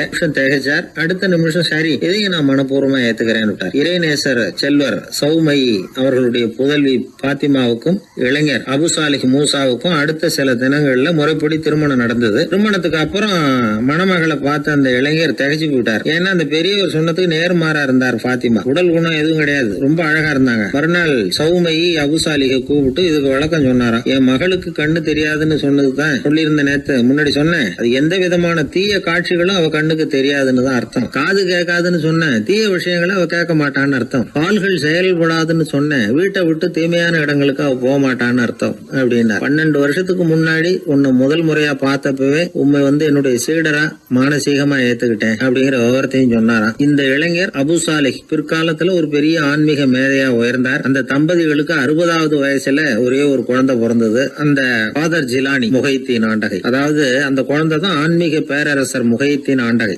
அப்படி அந்த கதையை சொல்லுவாங்க பழைய இதை. அப்படிப்பட்ட பெரியவர்களுடைய வாழ்க்கை தான் நமக்கு வழிகாட்டணும். எனக்கு ஒரு சிநேகிதன் அவன் சொன்னான், டேய் என்னுடைய மாமனார் கூட தன்னுடைய பொண்ணை எனக்கு திருமணம் பண்ணி கொடுக்கறதுக்கு முன்னாடி ஒரு செய்தியை சொன்னார். பொய்ன்னு அப்புறமா தான் தெரிஞ்சது அப்படின்னா. என்ன சொன்னார்னு கேட்டோம். என் பொண்ணு மாசத்துக்கு ஒரு தடவை ஏதாவது கோபம் வந்தா கையில கிடைக்கிறத எடுத்து உங்க மேல எரிவா, நீங்க தான் அனுசரிச்சு நடந்துக்கணும்னு சொன்னார் அப்படின்னா. அப்படி அவர் சொன்னது பொய்யா அப்படின்னு கேட்டேன். ஆமா, அவர் மாசம் ஒரு தடவைன்னு அவர் சொன்னது பொய், தினம் ஒரு தடவை அப்படி செய்யறா, இதுதான் உண்மை அப்படின்னா. ஒரு சீடன் அந்த காலத்துல அஹிம்சைக்கு மரியாதை அதிகமா இருந்தது. இந்த காலத்துல இம்சைக்கு அதிக மரியாதை. ஒரு பெரியவர் இருந்தார். உண்மையை பத்தியும் சத்தியத்தை பத்தியும் நிறைய உபதேசம் எல்லாம் பண்ணார். அது பிரகாரமே நடந்தார். அவர் பின்னாடி நிறைய கூட்டம்லாம் இருந்தது. சீடர்கள் அதிகமா இருந்தாங்க. அவர் கொள்கைக்கு மரியாதை இருந்தது. ஆனா காலப்போக்கில் அந்த மரியாதை குறைஞ்சு போச்சு. அவர் பின்னாடி போன கும்பலும் குறைஞ்சு போச்சு. இது ஏன்? இப்படி ஒரு கேள்வி கேட்டார் ஒருத்தர். அதுக்கு பதில் சொல்ல வந்தார் ஒருத்தர். அவரு ஒரு கதையை சொன்னார். சீக்கிய கதை. அதாவது மகான் குருநானக் உபதேசம் பண்ணிக்கிட்டு இருந்த காலம். அவர் பின்னாடி ஏகப்பட்ட கூட்டம் போற இடமெல்லாம் மக்கள் வெள்ளம் அவர் பின்னாடியே போயிட்டு இருந்ததுதான். அவர் எந்த ஊருக்கு போனாலும் எல்லாரும் பின்னாடியே போனாங்க. இந்த கூட்டத்தையும் அவங்க கிட்ட இருக்கிற ஆர்வத்தையும் போனார் ஒருத்தர். அவரு குருநானக்கோட நண்பர். அவர் நேரா போய் குருநானக்க பார்த்தார். ஆகா, உங்களுக்கு தான் எத்தனை 1000 சீடர்கள் அப்படின்னார். குருநானக் இதை கேட்டுட்டு லேசா சிரிச்சார். அவ்வளவுதான், பதில் எதுவும் சொல்லல. கொஞ்ச நாள் கழிச்சு குருநானக் ஒரு ஊரை விட்டுட்டு இன்னொரு ஊருக்கு புறப்பட்டார். ஆயிரக்கணக்கான ஜனங்கள் பின்னாடி போனாங்க. சும்மா போல குரு மகாராஜுக்கு ஜே அப்படின்னு கோஷம் போட்டுக்கிட்டே போறாங்க. ஒரு சாலை ஓரமா போய்கிட்டே இருக்கிறாங்க. திடீர்னு ஒரு இடத்துல ஆகாசத்துல இருந்து செப்பு காசுகள் மழை மாதிரி கொட்டிச்சு. கோஷம் போட்டுக்கிட்டு வந்தவங்க எல்லாம் பாதி பேர் உடனே கலைஞ்சு ஓடினாங்க. அவங்களுக்கு கிடைச்ச செப்பு காசையெல்லாம் பொறுக்கிட்டு மடியில கட்டிக்கிட்டு சொல்லிக்காம கொள்ளாம நழுவி போயிட்டாங்க. அவர் இதையெல்லாம் கவனிக்காம தொடர்ந்து போயிட்டே இருக்கிறார். அடுத்த ஊருக்கு போனார். அங்க மறுபடியும் ஒரு பணமழை. போன தடவை செப்பு காசு கொட்டுச்சு, இந்த தடவை இங்க வெள்ளி காசா கொட்டுது. இப்பவும் இருந்த கூட்டத்துல பாதி பேர் கும்பல் அப்படியே கலைஞ்சு ஓடி போய் முடிஞ்ச அளவுக்கு அதை பொறுக்கிட்டு அப்படியே ஓடிட்டாங்க. குருநானக் தொடர்ந்து போறார். இன்னொரு ஊர்ல மறுபடியும் பணமழை. இந்த தடவை வெறும் தங்க காசா விழுது. இதை பார்த்ததும் மீதி இருந்த கும்பலும் கலைஞ்சு ஓடி போய் தங்க காசை அள்ளிக்கிட்டு அம்பேல் ஆயிட்டுது. குருநானக் திரும்பி பார்த்தார். கடைசியா எஞ்சி இருந்தது ஒரே ஒரு சீடர் தான். செப்பு காசு, வெள்ளி காசு, தங்க காசு எதையும் பொருட்படுத்தாம இவர் பின்னாடியே வந்துகிட்டு இருக்கிறார். நீதான்ப்பா என்னுடைய உண்மையான சீடன் அப்படின்னு சொல்லி அவரை வாழ்த்தி அவர்கிட்ட தன்னுடைய பணிகளை ஒப்படைச்சாராம் குருநானக். அவ்வளவுதான் அந்த கதை. அதை கேட்டதும் உண்மைக்கு ஏன் மரியாதை குறைஞ்சு போச்சுங்கிறது புரியுது. நல்லவங்க பின்னாடி போற கூட்டம் குறையறதுக்கு இதுதான் காரணம். காசு தான் முக்கியம்னு நினைக்கிறவங்க அதிகமாயிட்டாங்க இந்த காலத்துல. காசு முக்கியம்தான், இல்லைன்னு சொல்லல. ஆனா காசு நமக்கு அடிமையா இருக்கணும். வேலைக்கார மாதிரி இருந்து வேண்டியதை வாங்கி கொடுக்கணும். நாம காசுக்கு அடிமையாயிடக்கூடாது. அப்படி ஆகும் பொழுதுதான் விவகாரம் ஆரம்பம். இந்த காலத்து குரு ஒருத்தர், அவருக்கு பின்னாடி ஏகப்பட்ட சீடர்கள் இருந்தாங்க. ஒரு காலத்துல ஒவ்வொரு கட்டத்துல ஒவ்வொருத்தரா நழுவி போயிட்டாங்க. இப்ப மிஞ்சி இருக்கிறது ஒரே ஒரு சீடன் தான். ரொம்ப பவ்யமா கையை கட்டிட்டு அவர் முன்னாடி உட்காந்துருக்கிறான். கடைசியில நீ மட்டுமாவது இருக்கியப்பா, அது போதும், நீ தான் எனக்கு உண்மையான சீடன் அப்படின்னாராம் குரு. அதுக்கு அந்த சீடன் சொல்லியிருக்கான், அப்படி இல்லைங்க சுவாமி, நீங்க இப்போ உட்காந்துக்கிட்டு இருக்கிற பீடத்துக்கு அடியில பெட்டியில பணம் வச்சிருக்கிறீங்க, அது எனக்கு தெரியும். அதனால நீங்க எப்போ எழுந்திரிச்சு அந்த பக்கம் போவீங்கன்னு பாத்துக்கிட்டு இருக்கிறேன் அப்படின்னா விழுந்தது. உடனே அவங்களுக்கு ஒரு ஆசை, கபீரை சந்திச்சு பேசணும் அப்படின்னு அவங்க ஆசைப்பட்டாங்க. அவங்க அப்படி ஆசைப்பட்டதுக்கு ஒரு காரணம் உண்டு. ஏன் அப்படி ஆசைப்பட்டாங்கன்னா, 2 ஞானிகளை சந்திக்க வச்சா பல அரிய தத்துவங்களை கேட்கறதுக்கு ஒரு வாய்ப்பு கிடைக்கும். அதனால அவங்க 2 பேரையும் எப்படியாவது சந்திக்க வச்சிடணும் அப்படின்னு அவங்க ஆசைப்பட்டாங்க. அந்த சீடர்கள் தங்களுடைய விருப்பத்தை அவர்கிட்டயே சொன்னாங்க. இது மாதிரி அவர் கபீர் இந்த ஊர்ல இருக்கிறதா தெரியுது, சந்திச்சா தேவையில்லைன்னு. சரி, கபீரை சந்திக்கலாம் ஆனா அவரோட பேசுறத பத்தி நான் எதையும் சொல்றதுக்கு இல்ல அப்படின்னு விட்டார் பரீத். ஏன் கபீரோட நீங்க எதுவும் பேச மாட்டீங்களா அப்படின்னு கேட்டாங்க சீடர்கள். அவரோட பேசுறதுக்கு எதுவும் இல்ல. ஏன்னா எனக்கு என்ன தெரியுங்கிறது அவருக்கு தெரியும், அவருக்கு என்ன தெரியுங்கிறது எனக்கு தெரியும். அப்படி இருக்கிறப்ப நாங்க 2 பேரும் பேசிக்கிறதுக்கு என்ன விஷயம் இருக்க போகுது அப்படின்னாரு அவர். இங்க நிலைமை இப்படி. கபீர் இருக்கிற இடத்துல என்ன நடந்தது தெரியுமா? இது மாதிரி பரீத் காசிக்கு வந்திருக்கிறார் அப்படிங்கிற விஷயம் கபீரின் சீடர்களுக்கு தெரிஞ்சது. உடனே அவங்களும் நீங்க ஷேக் பரீத்தை சந்திச்சு பேசணும்னு அவர்கிட்ட கேட்க ஆரம்பிச்சாங்க. அதுக்கு கபீர் சொன்னாராம், நாங்க 2 பேரும் சந்திச்சுக்கிட்டா ஒருத்தர் கட்டி தழுவிக்குவோம், ஆனந்த கண்ணீர் வடிப்போம், வார்த்தைகளால பரிமாறிக்கிறதுக்கு எங்ககிட்ட எதுவும் இல்ல அப்படின்னாராம். இருந்தாலும் 2 பக்கத்துல இருந்த சீடர்களும் அப்படி நினைக்கல. எப்படியும் இவங்க சந்திச்சுக்கிட்டா கொஞ்சமாவது பேசாம இருக்க முடியாது, ஏதாவது பேசிக்குவாங்க அப்படின்னு நினைச்சாங்க. அதனால தொடர்ந்து வற்புறுத்தினாங்க. கபீர் பரீத்தை தன்னுடைய ஆசிரமத்துக்கு அழைச்சார். அந்த ஊரின் எல்லைக்கே போய் அவரை அழைச்சிட்டு வந்தார். 2 பேரும் சந்திச்சாங்க. ஒருத்தர் கட்டி பிடிச்சுக்கிட்டாங்க. ஒருத்தர் கைய ஒருத்தர் பிடிச்சபடியே ரொம்ப நேரம் நின்றுட்டு இருந்தாங்க. ஆனந்த கண்ணீர் வழிஞ்சுது. கபீர் ஆசிரமத்துல 2 பேரும் மௌனமா உட்கார்ந்துருக்காங்க. ஏதாவது பேசுவாங்கன்னு சொல்லி எதிர்பார்த்துக்கிட்டே 2 பக்கமும் சீடர்கள் காத்துக்கிட்டு இருக்கிறாங்க. பேசுங்கன்னு சொல்லியும் பார்த்தாங்க. அதை கேட்டதும் லேசா சிரிச்சாங்களே தவிர எதுவுமே பேசிக்கலையாம். ஒரு நாள் பூரா இப்படியே போயிட்டுது. அதுக்கப்புறம் பரீத் கபீர் கிட்ட விடைபெற்றுக்கிட்டு புறப்பட்டார். ஏன் நீங்க பேசல அப்படின்னு சொல்லி கபீரின் சீடர்கள் கேட்டாங்களாம். அதுக்கு கபீர் சொன்னார், நாங்க 2 பேரும் உணர்ந்ததை சொல்றதுக்கு வார்த்தைகள் கிடையாது. எல்லாமும் உணர்ந்த பரீத்து கிட்ட பேசுறதுக்கு என்கிட்ட எதுவும் இல்ல, அதனால பேசல அப்படின்னார். இதே மாதிரி பரீத்தின் சீடர்களும் அவர்கிட்ட கேட்டிருக்கிறாங்க, ஏன் நீங்க பேசலன்னு. எங்க 2 பேர்ல யாராவது ஒருத்தர் பேச ஆரம்பிச்சிருந்தாலும் அதை போல முட்டாள்தனம் வேற எதுவும் இருக்க முடியாதுன்னாரு அவரு. ஞானிகள் 2 பேரும் பேசி இருந்தா என்ன ஒரு தெளிவு கிடைக்குமோ அதை விட அதிகமான தெளிவு கிடைச்சதான் சீடர்களுக்கு. உண்மையின் வடிவமான பரம்பொருள் பேசப்பட வேண்டிய ஒன்றல்ல, அது உணரப்பட வேண்டிய ஒன்று அப்படிங்கறத அவங்க புரிஞ்சுக்கிட்டாங்களாம். ஒரு கணவனும் மனைவியும் ரொம்ப நாள் ஒருத்தர் பிரிஞ்சிருந்தாங்க. பல வருஷங்களுக்கு அப்புறம் அவங்க சந்திச்சாங்க. சந்திச்ச உடனே ஏதாவது பேசலாம்ல, பேசல. 2 பேருமே மௌனமா இருந்தாங்க. இந்த ஞானிகள் மாதிரி ஒருத்தர் ஆர்வமா பாத்துக்கிட்டாங்க, அவ்வளவுதான். அந்த கணவனை தனியா கூப்பிட்டுக்கிட்டு போய் ஒருத்தர் விசாரிச்சார், ஏன்பா இவ்வளவு நாள் கழிச்சு சந்திக்கிறீங்க, நீயாவது முதல்ல வாயை திறக்கப்படாதான்னார். அதுக்கு அவர் சொன்னார், ஏற்கனவே நான் வாயை திறந்ததுனால தானே சார் இவ்வளவு காலமும் பிரிஞ்சு இருக்கிறது மாதிரி ஆச்சு, அதனால அவசரப்படாம பொறுமையா இருக்கிறேன் அப்படின்னாராம். அதனால பேச்சு பெருசுதான், இருந்தாலும் மௌனம் அதை விட பெரியது அப்படிங்கறத ஒரு வாழ்வியல் உண்மையாக நாம புரிஞ்சுக்கணும். ஒரு சீடன் வெளியூர் புறப்படுறதுக்கு தயாரா இருந்தான். ரொம்ப தூரம் போக போறான். திரும்பி வர நாளாகும். புறப்படுறதுக்கான ஆயத்த வேலைகள்ல ஈடுபட்டு இருந்தான். அந்த சமயம் பார்த்து இன்னொரு சீடன் அவங்கிட்ட வந்தான். நம்ம குரு உன்னை அழைச்சிட்டு வர சொன்னார், வா அப்படின்னு கூப்பிட்டான். இவன் உடனே புறப்பட்டு போனான். குருநாதரை பார்த்தான். அவரு காலில் விழுந்து வணங்கினான். வணங்கிவிட்டு எழுந்திரிச்சான். அவ்வளவுதான். குரு ஏதாவது உபதேசம் பண்ணுவாருன்னு எதிர்பார்த்தான். ஆனா நடந்தது என்ன தெரியுமா? குரு அவனுக்கு ஓங்கி ஒரு அடி கொடுத்தார். எதிர்பாராம இந்த அடியை வாங்கினதும் அந்த சீடன் அதிர்ந்து போயிட்டான். பக்கத்துல இருந்த மற்ற சீடர்களும் திகைச்சு போய் நின்னுட்டாங்க. அடி வாங்கின சீடனுக்கு மனசுக்குள்ள குழப்பம். நாம என்ன தப்பு பண்ணணும், புறப்படுற நேரத்துல இப்படி குரு கிட்ட அடி வாங்குற மாதிரி ஆயிட்டுதே அப்படின்னு நினைச்சு மனசுக்குள்ள ரொம்ப வேதனைப்பட்டான். கொஞ்சம் துணிச்சலை வரவழைச்சுக்கிட்டு குருநாதர்கிட்டயே கேட்டுட்டான், சுவாமி நான் என்ன தப்பு பண்ணினேன், என்ன இப்படி அடிச்சுட்டீங்களே, ஒரு வார்த்தை கூட உங்களை எதிர்த்து நான் பேசினது இல்லையே, இவ்வளவு காலமா உங்க விருப்பத்துக்கு விரோதமா ஒரு காரியம் கூட நான் செஞ்சது இல்லையே, வந்ததும் வராததுமா ஒண்ணுமே சொல்லாம என்ன அடிச்சுட்டீங்களே, குருவே நான் செஞ்ச குற்றம் தான் என்ன அப்படின்னு கண்ணீரோட பரிதாபமா கேட்டானா அந்த சீடன். ஆனா அந்த குரு முகத்துல கொஞ்சம் கூட கோபம் இல்லை. அவர் சிரிச்சுக்கிட்டே நின்னுகிட்டு இருந்தாராம். அதுக்கப்புறம் சொன்னாராம், என்னுடைய அருமை சீடனே, நீ ஒரு தவறும் பண்ணல, நான் உன்னை அடிச்சது நீ ஏதோ தப்பு பண்ணிவிட்டேங்கிறதுக்காக இல்ல, நீண்ட பயணம் போக போறேன், ஞாபகமா ஏதாவது கொடுத்து அனுப்ப வேணாமா, நீ ஞானம் பெற்ற பிறகுதான் திரும்பி வர போறேங்கிறது எனக்கு தெரியும், அதுக்கு பிறகு உன்னை அடிக்க முடியுமா, அதனால இப்ப கிடைச்சிருக்கிற இந்த வாய்ப்பை பயன்படுத்திக்கிட்டேன், அப்போதைக்கு இப்பவே அடிச்சுட்டேன், அவ்வளவுதான், வேற ஒண்ணும் இல்லை அப்படின்னாராம். குரு சிரிச்சுக்கிட்டே இப்படி சொல்றார். இருந்தாலும் இதுவும் ஒரு உபதேசம் தான். அதிர்ச்சிகளால விழிப்படைய வைக்கிறதும் ஒரு வழிதான். இது ஜென் வழி. பெரும்பாலும் அதிர்ச்சியின் மூலமாகவே ஞான தரிசனத்தை அருள்கிறவர்கள் தான் ஜென் குருமார்கள்.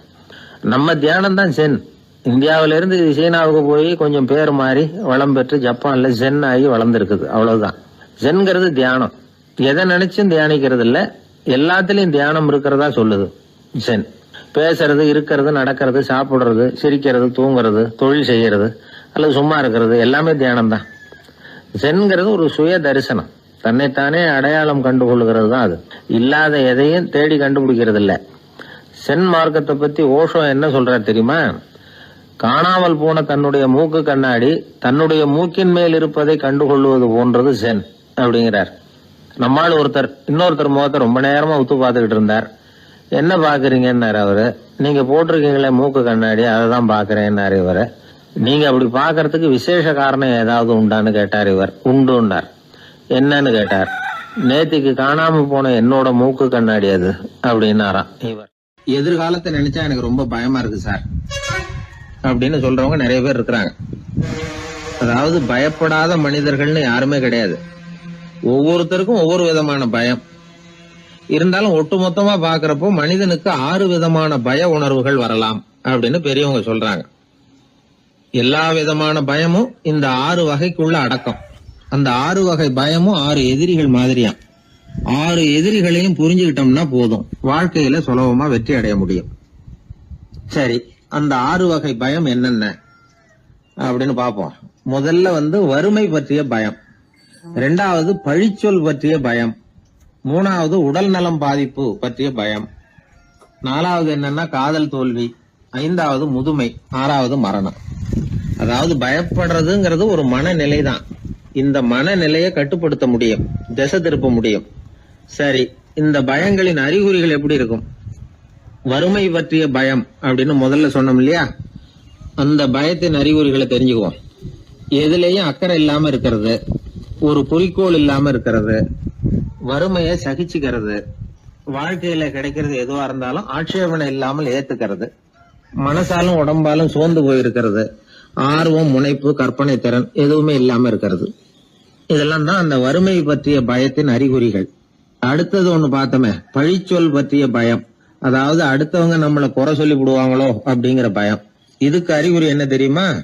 புதியவர்களை சந்திக்கிறதுக்கு பயப்படுறது, முடிவு எடுக்க முடியாம குழம்புறது, பிரச்சனைகளை தவிர்க்க விரும்புறது, தாழ்வு மனப்பான்மை, வரவுக்கு மீறி செலவு செஞ்சு இமேஜை உயர்த்திக்கிறது, குறிக்கோள் இல்லாத வாழ்க்கை, இதெல்லாம் தான் அதுக்கு அறிகுறிகள். 3வது பயம் உடல் நலம் பாதிப்பு பற்றிய பயம், அதாவது நோய் பற்றிய பயம். ஒரு உண்மை என்ன தெரியுமா? டாக்டரை சந்திக்கிற மனிதர்கள்ல 75% பேர் தங்களுக்கு நோய் வந்துட்டுதுங்கிற கற்பனையில இருக்கிறவங்களாம். நிஜமாவே நோய் கிடையாது அவங்களுக்கு.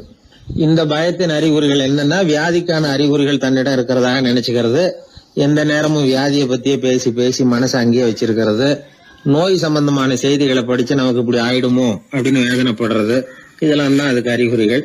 4வது பயம் காதல் தோல்வி. இது ரொம்ப வேதனை, உடம்பையும் மனசையும் சீரழிச்சு விடும். ஆண்களை விட பெண்கள் தான் இந்த பய உணர்வுல அதிகமா பாதிக்கப்படுறாங்க. 5வது முதுமை பற்றிய பயம். 6வது மரண பயம், வயசான காலத்துல எப்படி சமாளிக்கிறது அப்படிங்கிற பயம். ஆக இதையெல்லாம் நாம புரிஞ்சுக்க வேண்டியது ரொம்ப அவசியம். இந்த 6 வகை பயங்களை சரியா புரிஞ்சுக்கிட்டு நாம நடந்துக்கணும். வாழ்க்கையின் முன்னேற்றத்துக்கு இந்த பயங்கள் முட்டுக்கட்டே ஆயிடக்கூடாது. உழைச்சி பணம் சேர்க்கணும், உற்சாகமா மனசை வச்சுக்கணும்.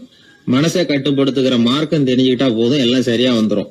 நம்ம ஆள் ஒருத்தன் சொன்னான், சார் எனக்கு வறுமை பற்றிய பயம் தான் இருந்தது, ஒரே ராத்திரியில 30,000 ரூபாய் தயார் பண்ணிவிட்டேன், இப்ப எனக்கு இன்னொரு பயம் வந்துட்டுதுன்னா. என்ன பயம்னு கேட்டாங்க. போலீஸ் கண்டுபிடிச்சிருமோங்கிற பயம்னா. இது இந்த பயத்துல அடங்காது. அதனால அஞ்சி அஞ்சி சாவார், அஞ்சாத பொருள் இல்லை அப்படின்னு பாரதி சொன்னார் இல்லையா? அது மாதிரி பயத்தை புரிந்து கொண்டு அதற்கு தகுந்த மாதிரி நம்முடைய வாழ்க்கையை அமைத்துக் கொள்ள வேண்டும். அப்படி அமைத்துக் கொள்ளுகிறவர்களுக்கு வெற்றி நிச்சயம்.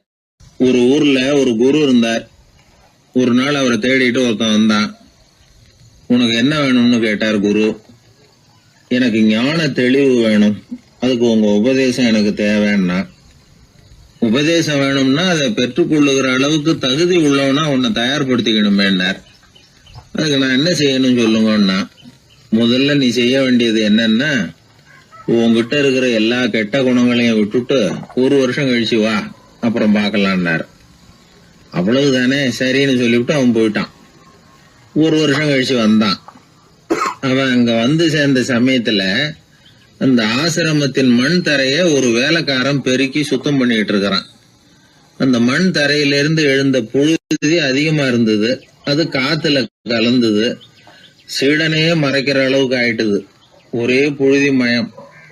சீடனுக்கு கோபம் வந்துட்டுது. அந்த வேலைக்காரனை அடிக்கிறதுக்காக கைய வாங்கிட்டு போனான். அவன் ஓடி போய் குரு கிட்ட சொல்லிவிட்டான், குருவே, உங்க உத்தரவுப்படிதான் நான் தரையை சுத்தம் பண்ணேன், ஆனா அந்த ஆளு என்ன அடிக்க வர்றான் அப்படின்னா. குரு பார்த்தார், அந்த சீடனை கூப்பிட்டார். இத பாருப்பா, உன்னுடைய எண்ணங்கள்ல பாம்பு புகுந்துட்டுது, அதையெல்லாம் விரட்டி அடிச்சு விட்டு 1 வருஷம் கழிச்சு வா, அதுக்கப்புறம் பாக்கலான்னுட்டார். சீடன் யோசனை பண்ணான். சரின்னு சொல்லிட்டு போயிட்டான். 1 வருஷம் கழிச்சு மறுபடியும் வந்தான். இப்போ அவன் வர்ற சமயத்துல அந்த வேலைக்காரன் என்ன பண்ணான் தெரியுமா? குரு கட்டளைப்படி தரையை பெருக்கினான். அப்புறம் அந்த புழுதியை எடுத்து வேணும்னே அந்த சீடன் மேல தூவினான். அவ்வளவுதான், சீடனுக்கு மகாகோவம் வந்துட்டுது. அந்த வேலைக்காரனை பிடிச்சி கண்ணாமண்ணான்னு திட்டிவிட்டான்.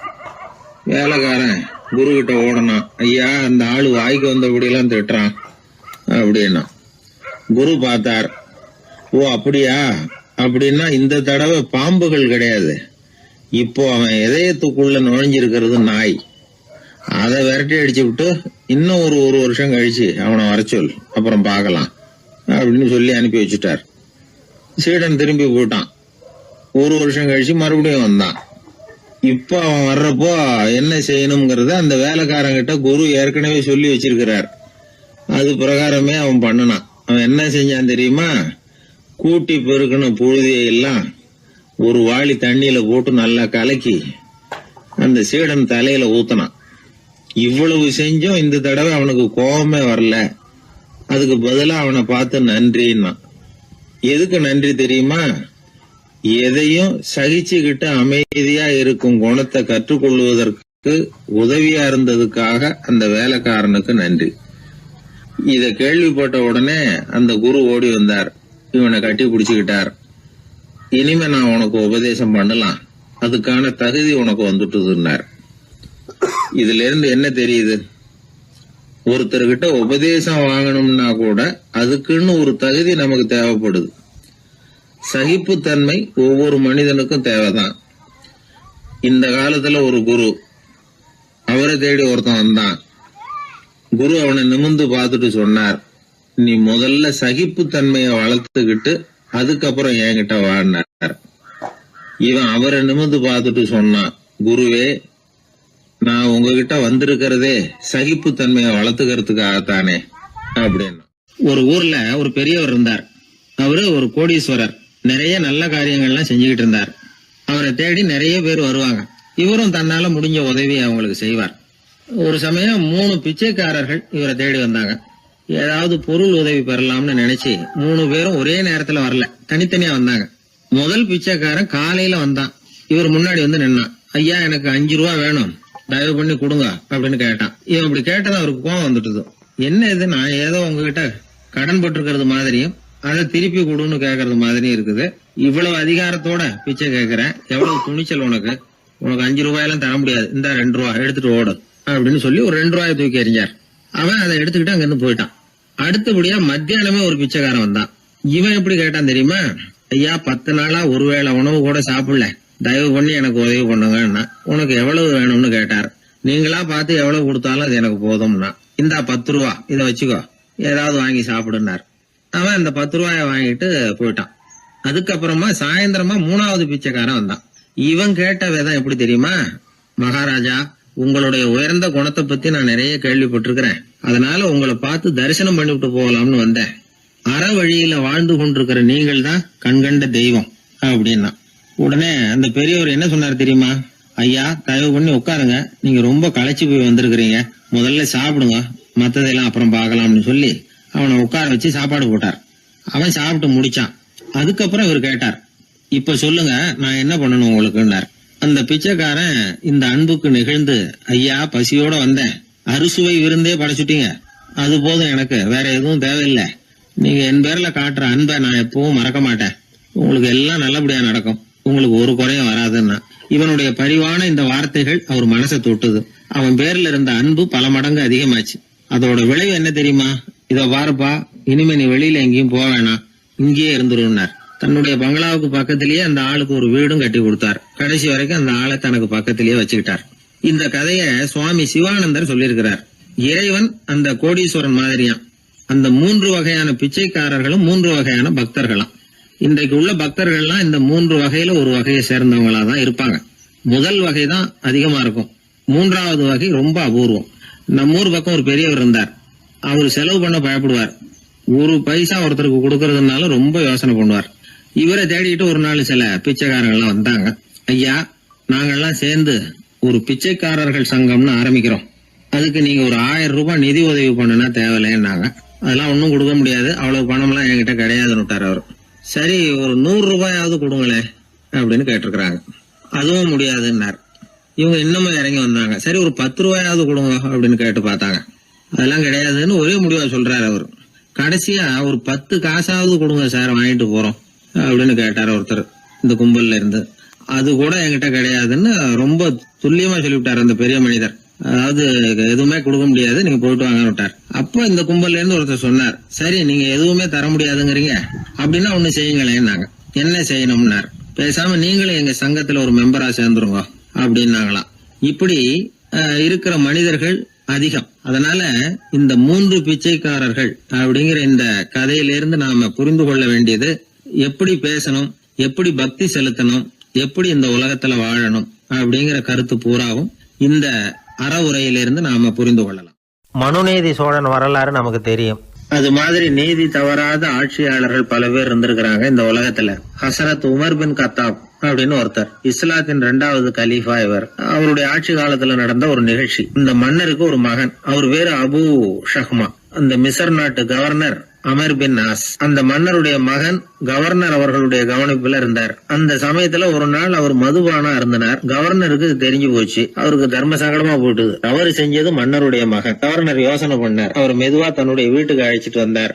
அதிகமா அவரை கஷ்டப்படுத்தாம ஒரு சின்ன தண்டனை கொடுத்து பிரச்சனையை தீர்த்துட்டார். ஏதோ பேருக்கு ஒரு தண்டனை, அவ்வளவுதான். இது நடந்து கொஞ்ச நாள் கழிச்சு மன்னருக்கு இந்த விஷயம் தெரிஞ்சு போச்சு. தன்னுடைய மகன்கிறதுனால கவர்னர் லேசான தண்டனையோட விட்டுட்டார் அப்படிங்கறத புரிஞ்சுக்கிட்டார். உடனே கவர்னருக்கு தகவல் அனுப்பினார். அமர் பின் ஆஸ் அவர்களே, என்னுடைய மகன் மதுபானம் அருந்தி இருக்கிறான். அது உங்களுக்கு தெரிஞ்ச உடனே தண்டனை கொடுத்திருக்கிறீங்க. கலீஃபாவின் மகன்கிற காரணத்தினால குறைவான தண்டனையை கொடுத்ததாக கேள்விப்படுறேன். இது ஷரியத்தின்படி மாபெரும் குற்றம். உங்களுடைய நடத்தையும் மன்னிக்க கூடியதல்ல. இந்த கடிதம் கண்ட உடனே மகன் அபு ஷஹ்மாவை மதீனாவுக்கு அனுப்பி வைக்க வேண்டியது அப்படின்னு கடிதம் எழுதினார். அதை பார்த்தார் கவர்னர். உடனே கலீஃபாவின் மகனை மதீனாவுக்கு அனுப்பி வச்சார். மன்னர் முன்னாடி நீதி விசாரணை நடக்குது. தன்னுடைய மகனுக்கு சவுக்கடி வழங்கும்படியா உத்தரவிடுறார் ஹசரத் உமர் பின் கத்தாப். தண்டனை நிறைவேற்றப்பட்டது. கூடியிருந்தவர்கள் ஐயா கொஞ்சம் கருணை காட்டுங்க அப்படின்னு சொல்லி மன்னர் கிட்ட வேண்டிக்கிட்டாங்களாம். இந்த வேண்டுகோளை மன்னர் ஏத்துக்கல. நீதியின் முன்னால் தந்தை மகன் அன்பு நேசம் உறவு இந்த முறைகளை எல்லாம் கவனிக்க முடியாது. குற்றம் செஞ்சவர் தண்டிக்கப்பட வேண்டியவர், அவர் யாரா இருந்தாலும் சரி அப்படின்னாராம். எல்லா ஆட்சியாளர்களுமே கவனிக்க வேண்டிய ஒரு செய்தி இது. அவர் ஒரு நாள் தன்னுடைய அரசாங்க கணக்கு வழக்குகளை பார்த்துட்டு இருக்கிறார். அந்த சமயத்துல அவரை பார்க்க ஒரு பெரிய மனிதர் வந்தார். இவர் தன்னுடைய சொந்த வேலை காரணமா வந்திருக்கிறார்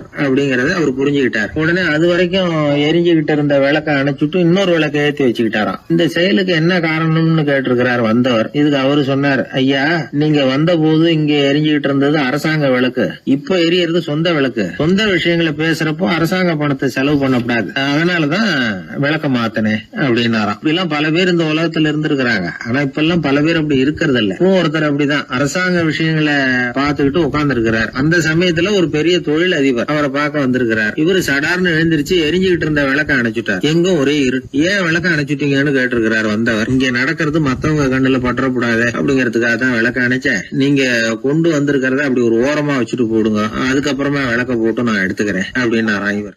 ஒரு சாலையில போக்குவரத்து நெரிசல். ஒருத்தர் அடிபட்டு கிடக்கிறார். கூட்டத்துல ஒருத்தர் கத்துறார். உடனே ஆம்புலன்ஸுக்கு போன் பண்ணுங்க அப்படின்னு ஒருத்தர் ஓடி போய் தகவல் கொடுக்கிறார். கொஞ்ச நேரத்துல ஆம்புலன்ஸ் வருது. அடிபட்டவரை கொண்டுட்டு போய் ஆஸ்பத்திரியில சேர்க்குது. அங்க அவசர வைத்தியம். அவர் பொழைச்சுக்கிறார். ஆம்புலன்ஸுங்கிற ஒரு வசதி இல்லைன்னா அவரை அவ்வளவு சீக்கிரத்துல ஆஸ்பத்திரிக்கு கொண்டுட்டு போக முடியுமா? ஆபத்துக்கு உதவுகிற நண்பர் மாதிரி இந்த ஆம்புலன்ஸ். அந்த காலத்துல போர்கள் அதிகம், அதுல அடிபடுறவங்களும் அதிகம். அடிபட்டு கிடக்கிற போர் வீரர்களை அவசரமா மருத்துவர்கிட்ட கொண்டுட்டு போகணும். எப்படி கொண்டுட்டு போறது? ஒரு கனமான துணிய தூளி மாதிரி கட்டுவாங்க. குழந்தைகளை தூங்க வைக்கிறதுக்காக துணியில தொட்டில் கட்டுறோம்ல, அது மாதிரி அந்த தூளியில அடிபட்டவங்களை படுக்க வைப்பாங்க. அப்படியே தூக்கிட்டு போவாங்க. அதுக்கப்புறம் தான் மருத்துவ சிகிச்சை. இதுதான் ஆரம்ப காலத்துல நடந்துகிட்டு இருந்தது. இதுல என்ன ஒரு சிரமம்னா அவசரமா கொண்டுட்டு போய் சேர்க்க முடியாது. அதனால பாதி வழியிலேயே அவங்க போய் சேர்ந்துருவாங்க பல பேர். சரி, கொஞ்சம் சீக்கிரமா அவங்கள கொண்டுட்டு போறதுக்கு என்ன வழி அப்படின்னு யோசனை பண்ணாங்க. குதிரை மேல ஏத்தி கொண்டுட்டு போனா என்ன அப்படின்னு ஒரு யோசனை. அது மாதிரியே செஞ்சு பார்த்தாங்க. அது இன்னமும் ஆபத்தா போட்டுது.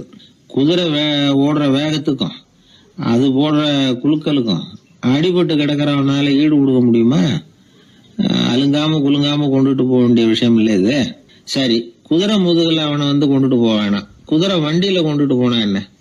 4 சக்கரம் உள்ள ஒரு குதிரை வண்டியை தயார் பண்ண வேண்டியது. அதை ஆம்புலன்ஸா உபயோகப்படுத்த ஆரம்பிச்சாங்க. 1487 இது பழக்கத்துக்கு வந்துதான். இது கொஞ்சம் சௌரியமா தெரிஞ்சுது. அதனால 1792 வரைக்கும் இந்த முறைதான் நீடிச்சுதான். ஒரு பிரெஞ்சு மருத்துவர், அவரு பேர் பேரன் டொமினிக். அவர் என்ன பண்ணாருன்னா குதிரை வண்டியில படுக்கை வசதியை ஏற்படுத்தினார். முதல் உதவி செய்யறதுக்கு தேவையானதையெல்லாம் அதுல வச்சார். எங்கேயாவது ஒருத்தர் காயம் போட்டிருக்காருன்னு தெரிஞ்சதுன்னா அங்கேயே போய் வேண்டிய உதவிகளை பண்ணார். தன்னார்வ தொண்டர்களையும் இந்த பணியில அவர் ஈடுபடுத்தினாராம். 1864 ஜெனீவா ஒப்பந்தம் ஏற்பட்டது இல்லையா? அப்பதான் ஆம்புலன்ஸ் சர்வீஸுக்கு மோட்டார் வாகனங்களையும் பயன்படுத்தலாம் அப்படின்னு முடிவு பண்ணிருக்கிறாங்க. அந்த சமயத்துல இன்னொரு விதமான ஆம்புலன்ஸ் சேவையும் நடந்துதான். அதாவது ராட்சத பலூன்கள் இருக்குல்ல, அதையெல்லாம் ஆம்புலன்ஸா பயன்படுத்தி இருக்கிறாங்க. முதல் தடவையா அமெரிக்காவில் 1930 தான் ஒரு முழுமையான ஆம்புலன்ஸ் வாகனம் நடமாட ஆரம்பிச்சுதான். அதாவது அதுல ஆக்சிஜன் சிலிண்டர் இருக்கும், ட்ரிப்ஸ் மாதிரி அவசர தேவை உபகரணங்கள் இருக்கும், ஒரு மருத்துவர் இருப்பார், ஒரு நர்ஸ் இருப்பாங்க. இப்படிப்பட்ட ஒரு ஆம்புலன்ஸ் வசதி வந்த பிறகுதான் பல உயிர்களை காப்பாற்றக்கூடிய ஒரு நல்ல வாய்ப்பு ஏற்பட்டது. இப்பெல்லாம் இந்த ஆம்புலன்ஸ் சேவை எவ்வளவோ முன்னேற்றம் கண்டிருக்கு. மோட்டார் வாகனம் மட்டும் இல்ல, படகு, ஹெலிகாப்டர், விமானங்கள் இதெல்லாம் கூட இப்ப இந்த பணிக்கு ரொம்ப உபயோகமா இருக்கு. ஆபத்துல இருக்கிற ஒரு மனுஷனை பார்த்துட்டா உடனே அவனை காப்பாத்தணுங்கிற எண்ணம் இன்னொரு மனுஷனுக்கு ஏற்படத்தான் செய்யுது. அதனாலதான் காலம் ஏதோ கொஞ்சம் ஒழுங்கா ஓடிக்கிட்டு இருக்குது. அடிபட்டு கிடக்கிற ஒருத்தனை பார்த்த உடனே ஆம்புலன்ஸுக்கு போன் பண்ணத்தான் ஓடுவோம் யாரா இருந்தாலும். ஒரு ஆள் அடிபட்டு விழுந்தான், அதை பார்த்த உடனே ஒருத்தன் அவசரமா ஓடினான். கொஞ்ச நேரத்துல இன்னொருத்தரை கூட்டிட்டு அங்க நிக்கிறான். யாரா அது, உனக்கு தெரிஞ்ச டாக்டரா அப்படின்னு கேட்டிருக்காங்க. இல்லைங்க, அவன் என் கூட பிறந்த தம்பி. ஆக்சிடென்ட்னா எப்படி இருக்கும்னு